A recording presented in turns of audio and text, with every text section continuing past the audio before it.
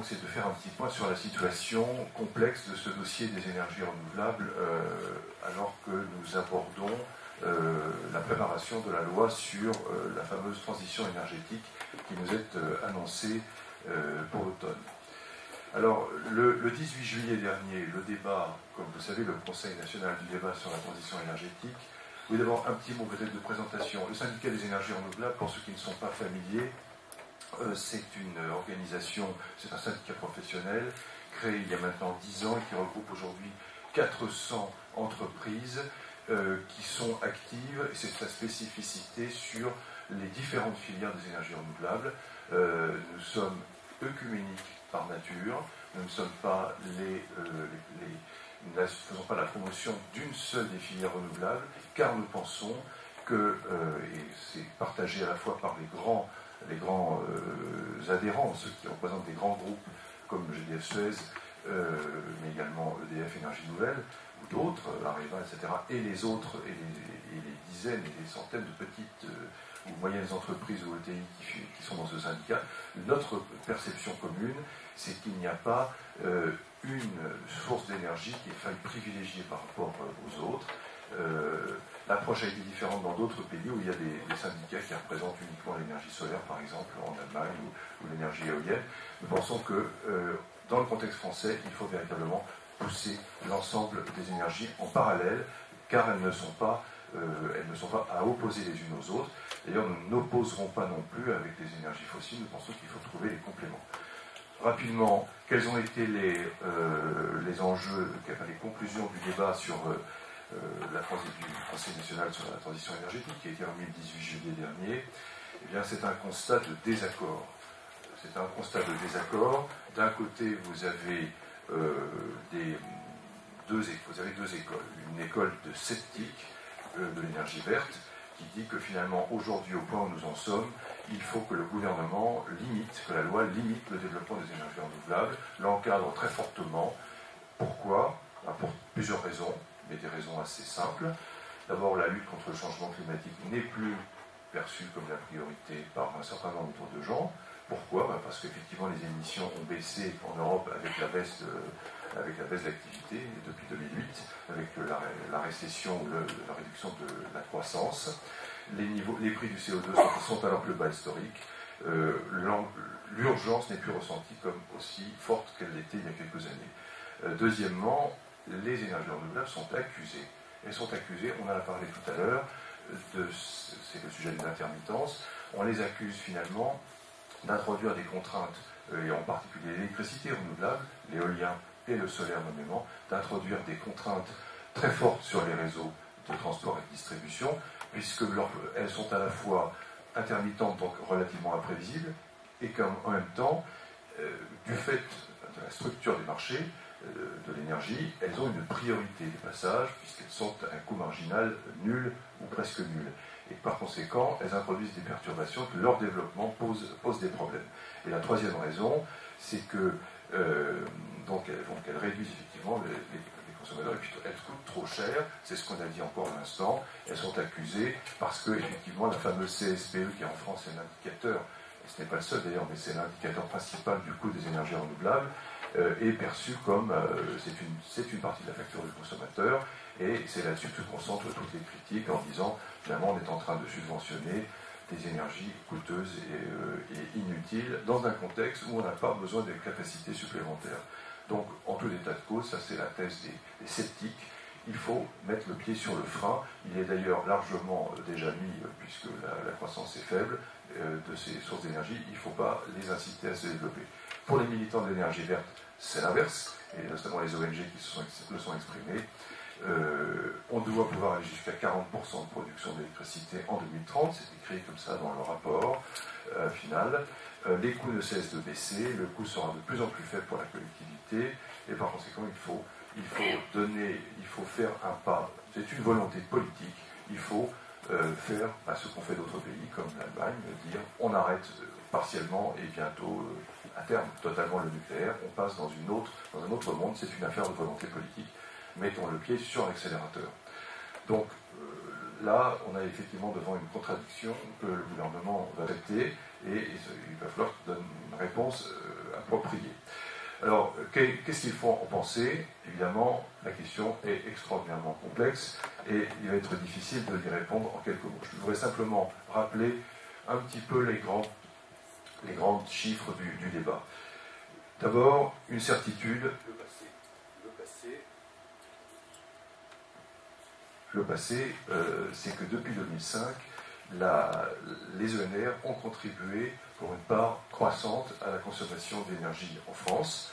On part d'une situation dans laquelle, en 2005, ça représente à peu près 9% en intégrant les trois éléments, c'est-à-dire l'électricité, la chaleur et puis également les transports, donc les biocarburants. Et quelques années plus tard, donc on est aujourd'hui à 13,7%. Bon, c'est ce qui représente sur cette... Je vois quand même qu'il y a un petit souci avec ce micro. Bon.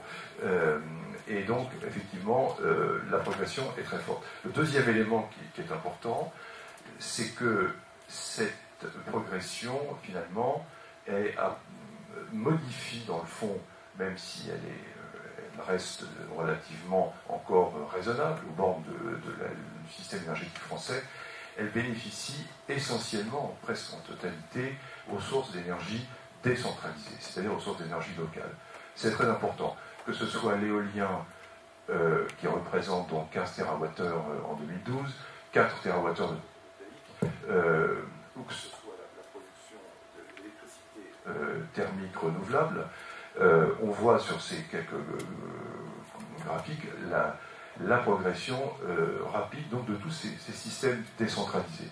Ce qui veut dire que même si aujourd'hui le système n'est pas conçu pour assurer véritablement une adéquation entre la production et la consommation, la réalité, c'est que la production devient de plus en plus une production locale. C'est une tendance qui démarre et que ces dernières années ont permis donc de conforter.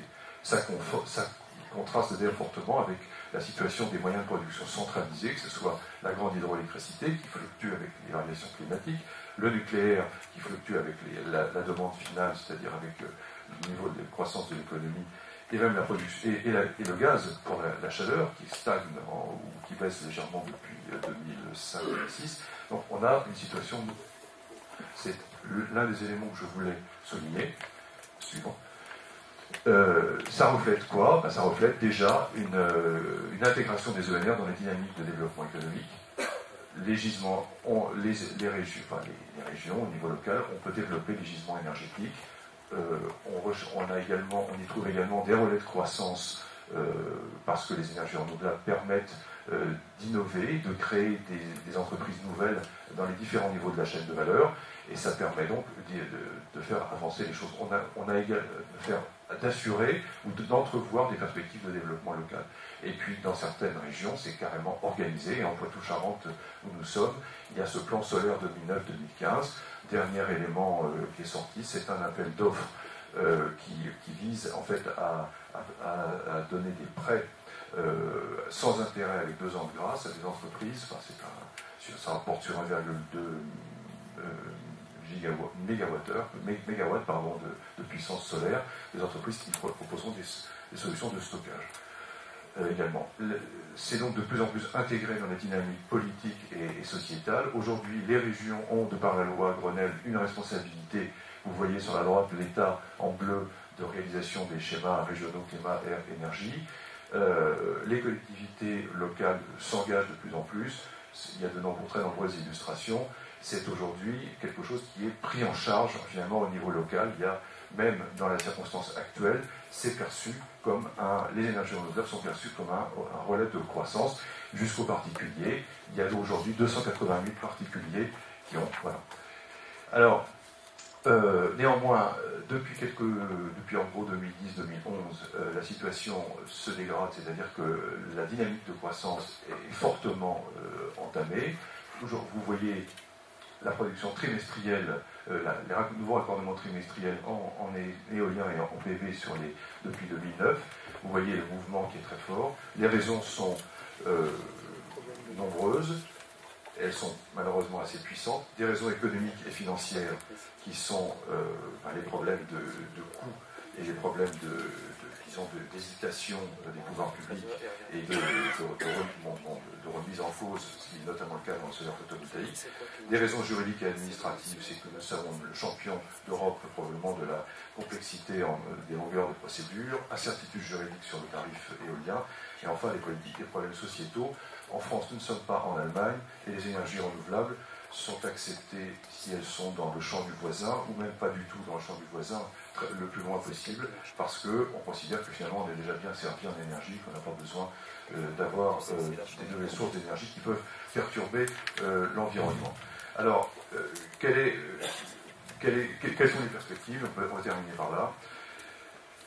Moi, je crois qu'il faut être optimiste, même si aujourd'hui on a une période un peu difficile à passer. Pourquoi? Parce que ce que je disais tout à l'heure sur l'investissement, l'appropriation des ENR par le domaine, le champ du local, c'est aujourd'hui une réalité croissante, et ça c'est une réalité qui s'impose et qui va s'imposer de plus en plus même.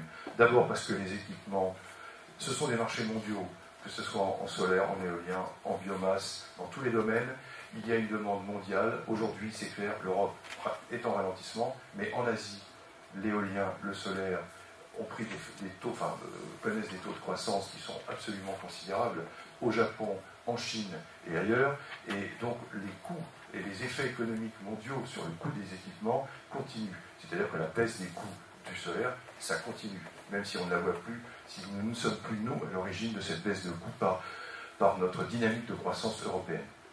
Donc là, ça c'est le premier élément, il est extrêmement fort. On est déjà dans un certain nombre de pays à ce qu'on appelle la parité réseau, et ça justifie la poursuite du développement. La deuxième chose, c'est l'innovation. Là, il y a de nombreuses innovations qui s'enchaînent les unes aux autres, et je crois que c'est effectivement ce qui doit nous faire espérer, c'est que toutes ces innovations créent des équations économiques nouvelles qui sont utilisables à tous les niveaux, et notamment dans le contexte décentralisé.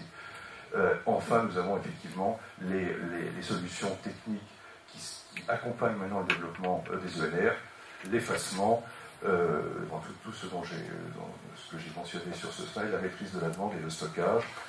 Enfin, et là je survole encore la question, il y a quand même une tendance de l'État français actuellement à vouloir alléger les procédures. On verra ce que ça donne, mais c'est quand même une volonté qui est déjà exprimée dans certaines décisions récentes.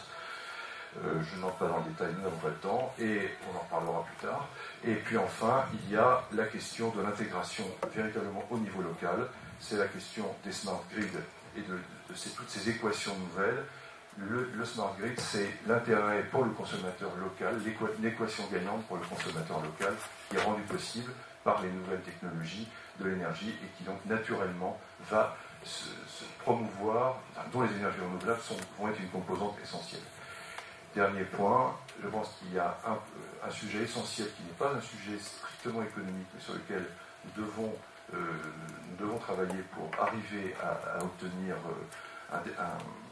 faire sauter les barrières du développement des énergies renouvelables, c'est la question de l'autoconsommation.